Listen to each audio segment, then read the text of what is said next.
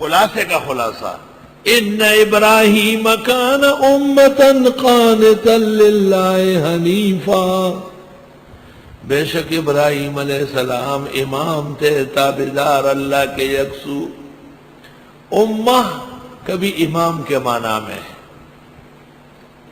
اکیلے ابراہیم علیہ السلام نے اتنا کام کیا کہ ایک جماعت نہیں کر سکتی۔ کسی نے پوچھا تھا کہ اشرف علی ایک آدمی ہے یا کوئی کمپنی ہے؟ 1365 کتابیں لکھی۔ بے شک حضرت ابراہیم اپنے وجود میں ایک امت تھے، تابعدار اللہ کے یکسو، ولم یک من المشرکین، شاکرا لانعمہ، شکر گزار تھے خدا کی نعمتوں کے، اجتباہ اللہ نے چنا، وہداہ الی صراط مستقیم، سمجھ دی اس کو صراط مستقیم کی، ثابت قدم رکھا۔ وآتیناہ فی الدنیا حسنہ، ہم نے دیے ابراہیم علیہ السلام کو دنیا میں بھلا، وَإِنَّهُ فِي الْآخِرَةِ لَمِنَ الصَّالِحِينَ، اور وہ آخرت میں بلند کرداروں میں سے ہوں۔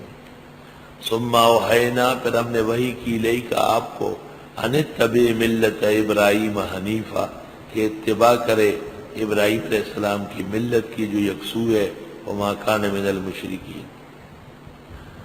ابراہیم علیہ السلام کی ملت اور محمد عربی کی ملت ایک ہے۔ اعتراض کیا گیا تھا کہ آپ ابراہیم علیہ السلام کے خلاف ہیں، کیونکہ ابراہیم علیہ السلام کے مذہب میں مذہبی دن سنیچر کا دن تھا۔ اس کا رد آ گیا کہ یہ بالکل غلط ہے، تمام انبیاء کا دن جمعہ تھا، جب قوم نافرمان ہو جاتی جمعہ چھن جاتا، کسی کو ہفتہ کسی کو اتوار۔ اس آیت کے نیچے تمام مفسرین نے لکھا ہے، سب نے، کہ تمام مذاہب میں جمعہ کا دن مذہبی دن، چھٹی کا دن رہا ہے۔ انور شاہ صاحب کہتے ہیں سبت، سبت معنی خالی، یعنی عطلہ، والعطلہ کان یوم الجمعہ۔ یا خدا، روح المعانی میں، روح البیان میں، السراج المنیر میں، تفسیر احکام القرآن قرطبی میں، البحر المحیط غرناطی میں، ابن کثیر میں، سب نے لکھا ہے کہ تمام مذاہب کو خدا کی طرف سے جمعہ ملتا تھا، جب وہ نافرمان ہو جاتے تو جمعہ چھن جاتا۔ جو جمعے کے فضل اور شرف، اہمیت پر مقالہ لکھنا چاہے وہ اس آیت کے نیچے تفاسیر دیکھیں۔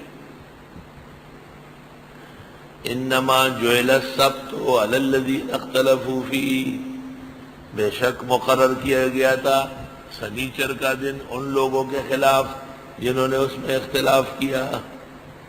وَإِنَّ رَبَّكَ لَيَحْكُمُ بَيْنَهُمْ يَوْمَ الْقِيَامَةِ، اور تیرا رب فیصلہ کرے گا ان کے درمیان قیامت والے دن، فِيمَا كَانُوا فِيهِ يَخْتَلِفُونَ، جس میں یہ لوگ اختلاف کرتے تھے۔